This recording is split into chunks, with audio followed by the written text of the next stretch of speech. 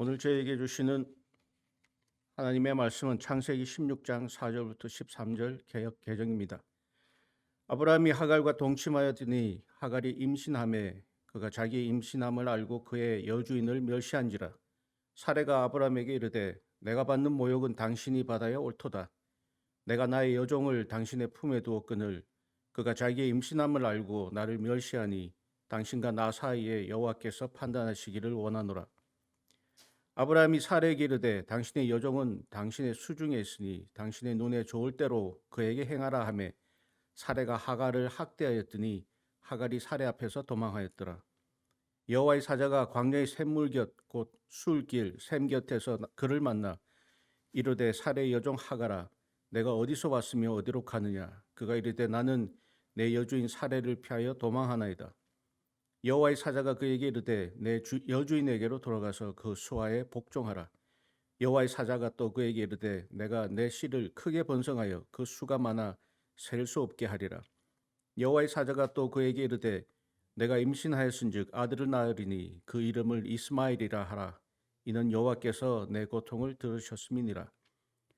그가 사람 중에 들나귀 같이 되리니 그의 손이 모든 사람을 치겠고 모든 사람의 손이 그를 칠지며 그가 모든 형제와 대항해서 살리라 하니라. 하갈이 자기에게 이르신 여호와의 이름을 나를 살피시는 하나님이라 하였으니 이는 내가 어떻게 여기서 나를 살피시는 하나님을 배웠는고 함이라. 살아계신 하나님의 말씀입니다. 아멘.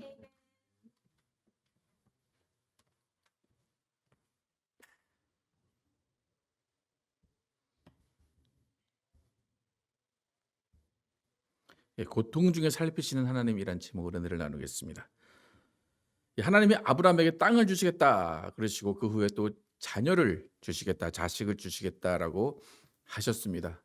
그래서 아브라함이 직접 하나님께 받은 명령을 뒤로 하고 이제 여성 두 명이 성경에 등장을 합니다. 창세기에 여성이 주인공으로 등장하는 장면이 그렇게 많지는 않습니다. 처음에 아담과 하와의 그 하와가 처음에 등장해서 선악과를 따먹은 후 그 다음에 바로 또 오늘 여성 두 명이 등장을 합니다. 아브라함의 아내 사레 그리고 사레의 여종인 하갈이 오늘 주인공입니다.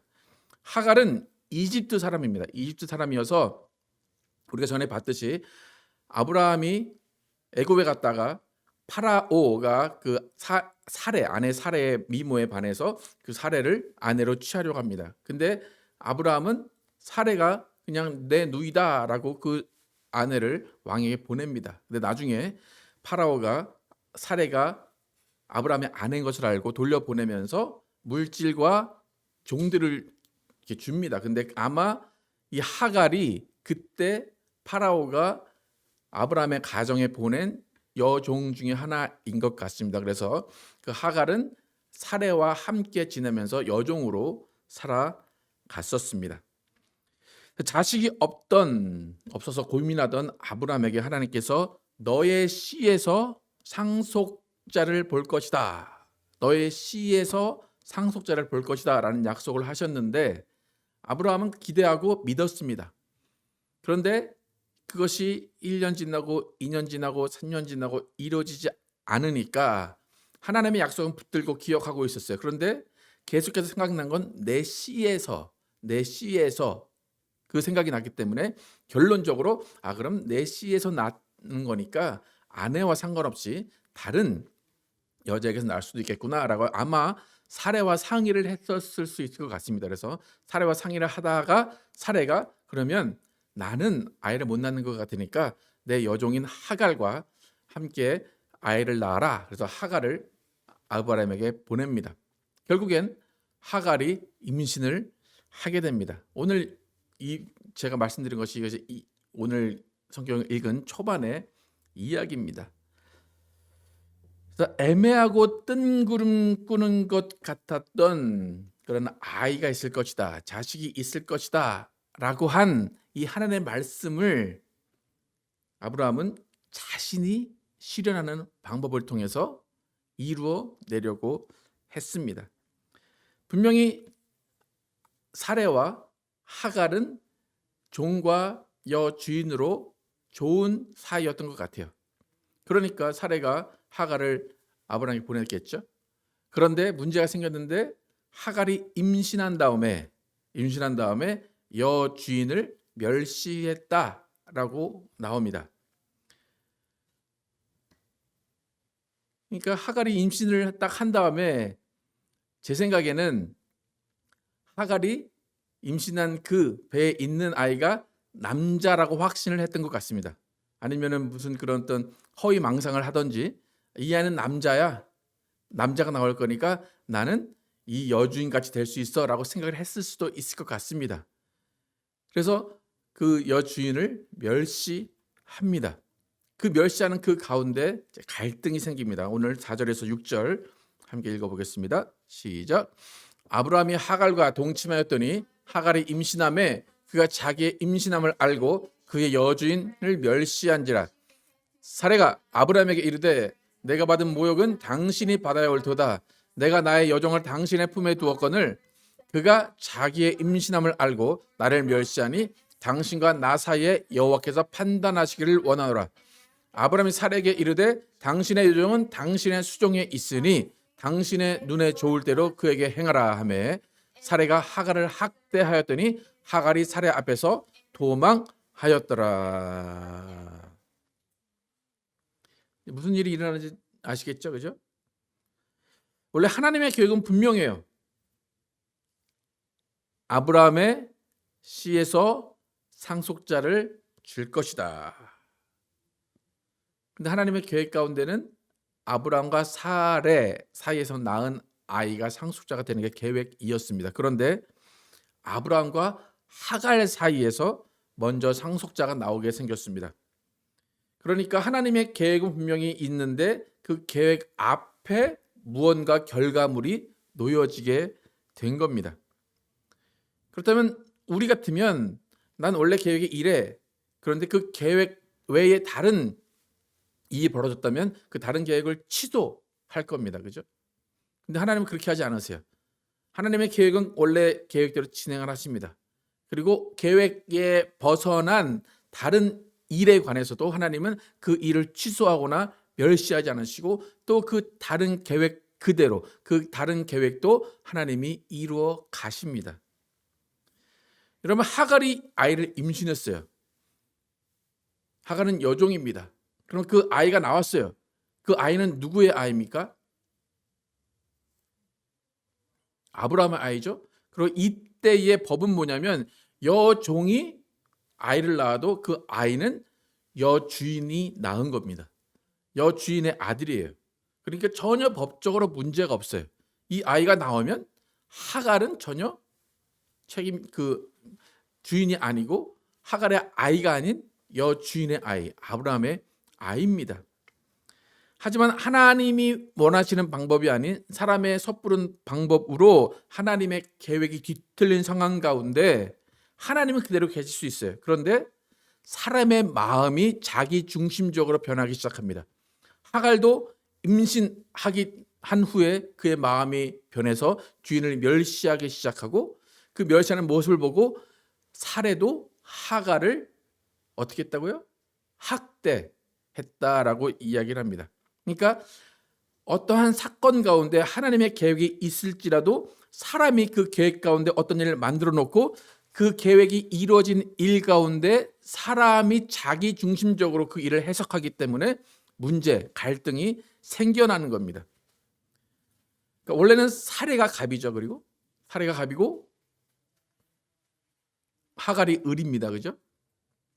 그런데 하갈이 임신을 한 후에 갑과 을이 바뀐 것 같이 됩니다.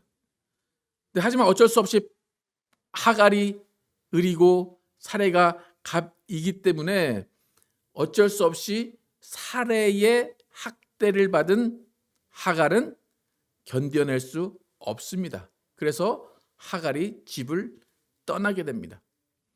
이런 갈등을 잘 보면 두 여인이 모두 성급했던 것 같아요. 아까 제가 말씀드렸듯이 하갈은 임신하긴 했지만 아들인지 딸인지 몰라요.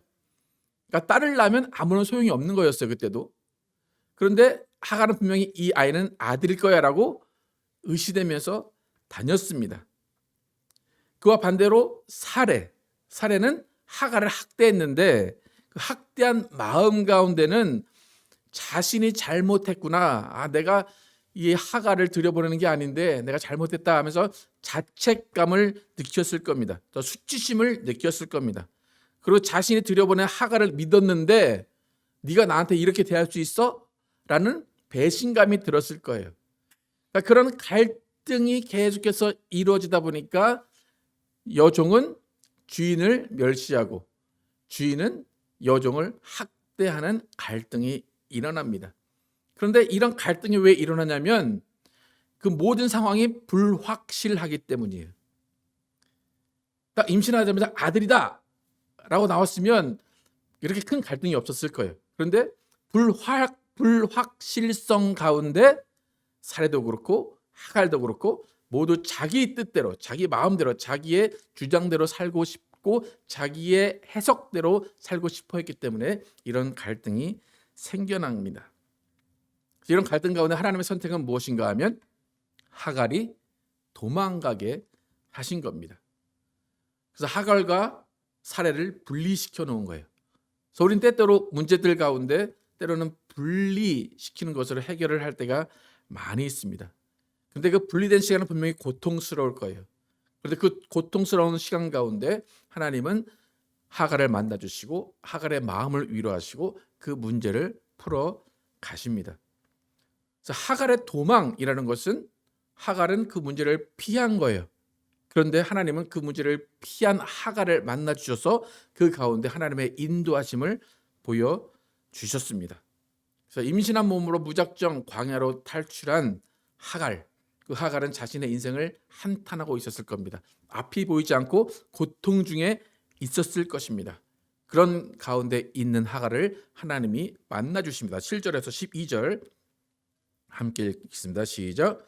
여호와의 사자가 광야의 샘물 곁 곧 술길 샘 곁에서 그를 만나 이르되 사라의 여종 하갈아 내가 어디에 왔으며 어디로 가느냐. 그가 이르되 나는 내 여주인 사라를 피하여 도망하나이다. 여호와의 사자가 그에게 이르되 내 여주인에게로 돌아가서 그 수하에 복종하라. 여호와의 사자가 또 그에게 이르되 내가 내 씨를 크게 번성하여 그 수가 많아 셀 수 없게 하리라. 그 다음에 11절 여호와의 사자가 또 그에게 이르되 내가 임신하였은즉 아들을 낳으리니 그 이름을 이스마엘이라 하라. 이는 여호와께서 내 고통을 들으셨음이니라. 그가 사람 중에 들나귀 같이 되리니 그의 손이 모든 사람을 치겠고 모든 사람이 그의 손을 칠지며 그가 모든 형제와 대항해서 살리라 하니라. 광야로 도망쳐온 하갈에게 하나님이 나타나십니다. 그래서 몇 가지의 사실을 알려주십니다. 크게 4가지 사실인데 그 다음 번호도 보시면 첫 번째 여주인에게 돌아가서 복종하라 라고 이야기합니다. 두 번째 씨를 크게 번성하게 해줄 테니까 그 수가 많아서 셀 수 없게 될 것이다. 세 번째 아들을 낳으리니 그 이름을 이스마엘이라 하라. 이스마엘은 고통을 들으셨다라는 뜻이에요. 네 번째 그의 손이 모든 사람을 치겠고 모든 사람의 손이 그를 치며 형제들과 대항하여 살 것이다 라고 이렇게 크게 4가지의 선포를 해줍니다. 그러니까 주인의 아이를 임신했어요. 이제 이 여인은 이 아이가 아들일 것이라 확신하고 주인을 멸시했습니다. 그런데 사실 아들인지 딸인지 확실할 수 없습니다. 그 상태로 쫓겨났습니다. 그런데 그렇게 알고 싶었던 그렇게 기대했던 소식이 들립니다. 이 아이가 아들이에요, 딸이에요? 아들이라는 소리를 듣게 됩니다. 근데 결국 그 아들이라는 소리를 듣게 됐는데 첫 번째로 들은 소리가 뭐예요? 첫 번째 아까 전에 그 4가지 중에 첫 번째가 뭐였어요? 넌 어떻게 알아? 여주인에게로 돌아가서 복종하라 그랬어요. 그게 첫 번째였어요. 그러니까 지금 하갈은 주인을 피해서 도망왔습니다. 그런데 하나님이 처음 나타나서 하시는 말이 뭐예요? 여주인에게 가서 복종하라 라는 거예요. 여러분 어떻습니까? 여러분이 누군가 학대, 집에서 맞았거나 학교에서 맞았거나 누구에 맞아서 피해 왔어요. 피해서 막 기도하고 있어요. 기도하는데 하나님 딱 나타나셨어요. 첫 번째 뭐라고 말씀하셔야 돼요? 아, 너 힘들었구나. 너 걔 다시 보고 싶지 않지? 너 걔 다시 만날 일 없을 거야. 그래야 위로가 되죠, 그죠? 근데 하나님 뭐라고 했다고요? 너 여주인에게 가서 복종하라. 이 하갈의 마음이 어땠을까요? 하나님 괜히 오셔가지고 불난집에 부채질 하십니까? 라는 거죠. 예. 근데 그 얘기만 했으면 되게 화가 났을 거예요. 그런데 바로 네 아이는 아들이야 라고 말을 해줍니다. 그러니까 분명히 하갈은 고통 가운데 있습니다. 고민하고 있습니다. 근데 그거는 하나님이 오셔서 말씀하시는 것은 뭐냐면 너는 네 자리를 지켜라 라는 거예요. 네 자리를 지키는 가운데 있으면 그 가운데 내가 너를 도와주겠다라는 거예요. 우리는 많은 경우에 문제가 있으면 문제를 피하고 싶어요. 회피하고 싶고 보고 싶지 않고 도망가고 싶어요. 그런데 하나님의 입장에서는 그것이 문제 해결이 아니라는 거예요. 여러분 어떻습니까? 여러분 현실 가운데 도망가고 싶은 현실이 있습니까? 어떻습니까? 외면하고 회피하고 싶은 현실들이 있습니까? 여러분의 기도예요. 그럼 하나님은 뭐라고 하신다고 처음에? 그냥 거기 있어라는 거예요. 기도 괜히 했죠, 그죠? 네. 학대하는 사람을 고쳐주거나 그 사람에게 벌을 주거나 아니면 내가 다른 곳에 가서 행복하게 살게 해줘야 되는데 너는 다시 돌아가서 여주인에게 복종하라 그렇게 말씀을 하십니다. 근데 그 말씀하신 이유는 하나님이 자신 있기 때문이에요. 하나님의 확신이 있기 때문이에요. 네가 돌아가도 그 돌아가서 사는 생활은 예전과 똑같지 않아. 왜? 내가 너와 함께 할 거야. 내가 너를 도와줄 거야. 라는 확신을 그에게 넣어주는 겁니다. 그래서 그 확신이 뭐였어요? 너의 아이는 아들이야. 라는 거예요. 그러니까 그전엔 두렵고 학대받아서 너무 슬프고 너무 분했는데 아들이야 라는 그 소망, 그 희망 하나가 하갈의 발걸음을 돌려놓을 수 있는 힘이 된 겁니다. 여러분 우리 삶 가운데 문제가 있어요. 힘들어요. 고통이 있어요. 근데 그 문제를 해결할 수 있는 유일한 방법 무엇인가 하면 우리 마음 가운데 소망을 갖는 거예요. 희망을 갖는 거예요. 그 문제가 눈앞에서 사라지거나 그 문제를 일으키고 그 문제를 발견하게 한 그 사람이 없어지거나 내가 그 문제를 이길 힘을 얻는 것이 중요한 것이 아니라 내 마음 가운데 소망이 생기는 거예요. 소망이 우리가 문제를 이길 힘이 되는 겁니다. 지금도 수많은 세상 사람들도 소망으로 살아갑니다. 지금 희망이 없어 보이지만 나는 잘 될 거야. 우리 가정은 잘 될 거야. 라는 소망으로 세상 사람들로 살아갑니다. 그런데 하나님은 우리 가운데 말씀으로 선포하셔서 그 소망을 우리 가운데 주십니다. 그러니까 하갈의 마음에 그런 거야. 이제 학대 받을 수 있어 가도 또 그러나 내 몸에서 아이가 나올 때까지 나는 견딜 수 있어.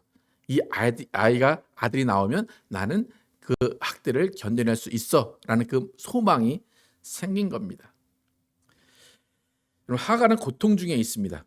그런데 하나님은 하갈의 고통 중에 기도를 들으셨습니다. 그래서 하나님이 이스마엘이라는 이름, 고통 중에 들으셨다라는 이름을 하갈에게 주십니다. 문제가 잘 해결된 것 같죠, 그죠? 그렇게 고민했던 이 아이가 누군지 몰랐던 남자인지 여자인지 몰랐던 하갈에게 이 아이는 남자아이야. 걱정하지 말고 돌아가. 그랬어요. 문제가 다 해결된 것 같아요. 그러면 하갈의 마음에 어떤 마음이 생길 수 있냐면 이제 아이가 나오면 나는 이제 하나님이 나에게 이렇게 선포하셨으니까 나는 여주인 같은 대접을 받을 거야. 하나님이 아이를 낳게 해주시니까 이 아이는 존귀한 자로 이 세상에서 떳떳하고 이 세상에서 아브라함의 후예로서 아브라함의 대를 잇는 아들이 될 거야 라고 생각할 수 있어요. 근데 하나님은 어떻게 말씀하셨는지 12절 함께 보겠습니다. 시작. 그가 사람 중에 들나귀 같이 되리니 그의 손이 모든 사람을 치겠고 모든 사람의 손이 그를 칠지며 그가 모든 형제와 대항하여 살리라 하니라. 그가 뭐같이 된대요? 들나귀. 그러니까 들나귀가 뭔지 잘 모르겠지만 뭐 좋은 것 같아요? 안 좋은 것 같아요? 그죠? 안 좋은 것 같죠? 예. 그래도 나귀도 집나귀가 좀 낫지, 그죠? 들나귀보다는, 그죠? 예. 들나귀래요. 그래서 막 방황하면서 근데 또 뭐 하면서 산대요? 밖에 나가서 뭐 하고 산대요? 치고받고 싸우며 산대요. 여러분이 임신해서 아들을 뭐 임신했든지 딸을 임신했든지 하나님이 딱 나타나서 야, 너의 아이는 들나귀가 될 거야. 나가서 치고받고 싸울 거야. 어떻습니까? 감사가 나옵니까? 하나님이 그 얘기 하신 거예요. 네 아이 이스마엘이야. 근데 이스마엘은 들나귀고 치고받고 싸울 거야.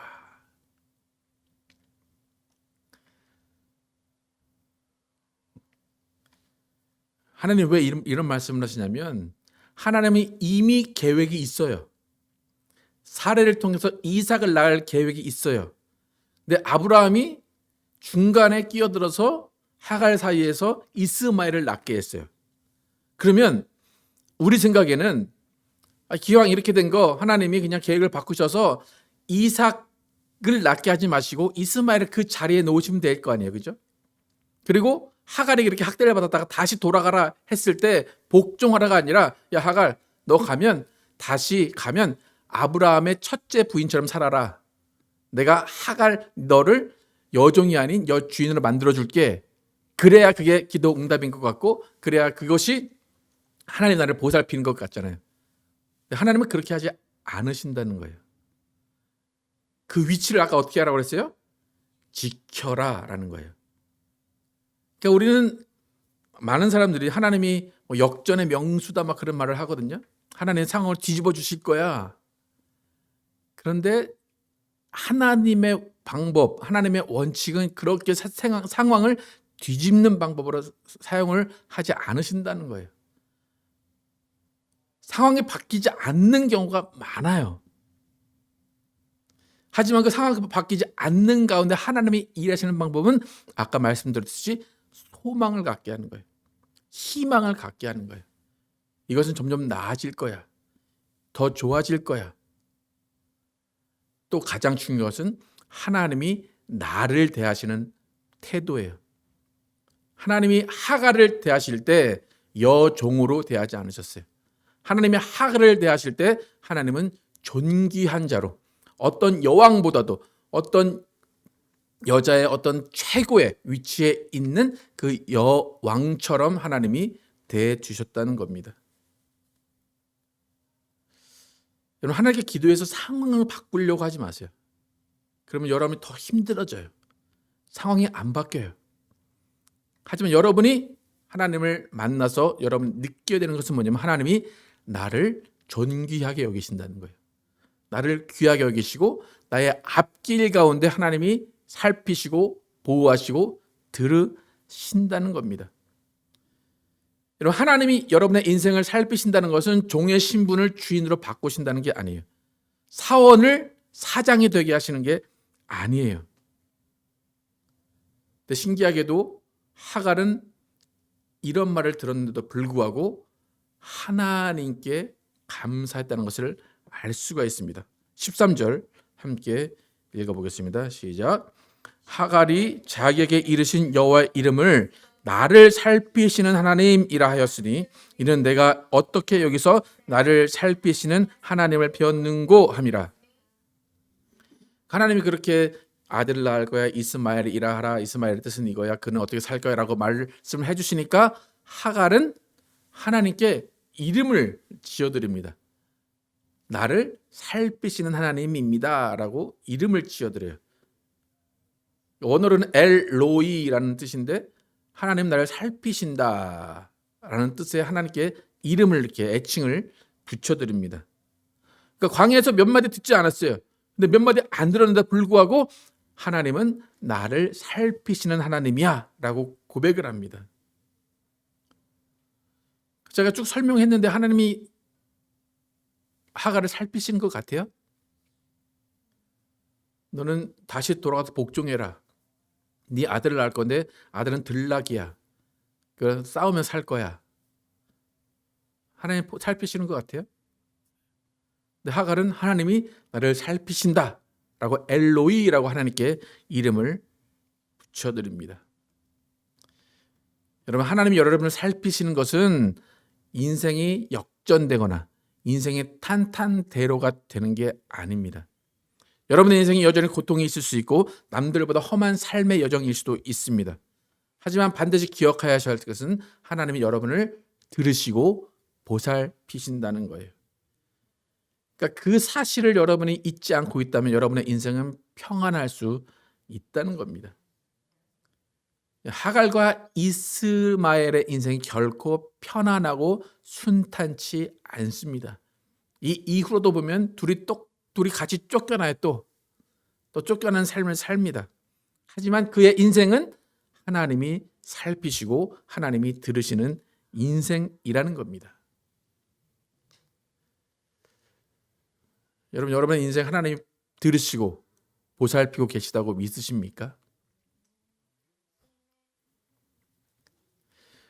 지금 이 설교를 쓰면서 지금 여러분 중동에서 전쟁이 일어나고 있잖아요. 그러면 제가 처음에 이제 미국이 뭐 이란을 쳤다라고 할 때 이란은 이제 끝났나 보다 했는데, 여러분 중동 전쟁이 일어나서 어느 나라가 전쟁을 하든지 그 나라가 망한 나라가 없어요. 계속 버텨요. 지금 이스마엘이 그거잖아요, 그죠? 네가 누구를 치고 누가 너를 칠 거야. 근데 망하지가 않아요. 누가 보호하시는 거예요? 하나님이 보호하시는 거예요. 싸우긴 해요. 계속 싸울 거예요. 하나님 그게 정해놓았어요. 네가 치고 제가 치고 계속 싸운대요. 그런데 망하진 않아요. 그 나름대로 하나님이 보호하시고 지키시는 거예요. 그러니까 여러분, 만약에 여러분이 왜 중동 망하지 않아 막 그렇게 말씀하시면 안 돼요, 그죠? 하나님이 지키시고 보호하시는 거예요. 여러분, 하나님은 우리의 기도를 들으시고 보살피십니다. 여러분의 자녀가 어떤 상황이 있든지 어떤 능력을 가지고 있든지 어떤 상황이 있든지 어떤 형편이든지 하나님이 보살피고 살피시고 지키시는 것을 믿어 의심치 마시기를 축복합니다. 우리는 하나님이 보호하시고 축복하신 것을 인정해야 됩니다. 그 하나님은 우리의 인생을 송두리째 바꾸시는 분이 아닙니다.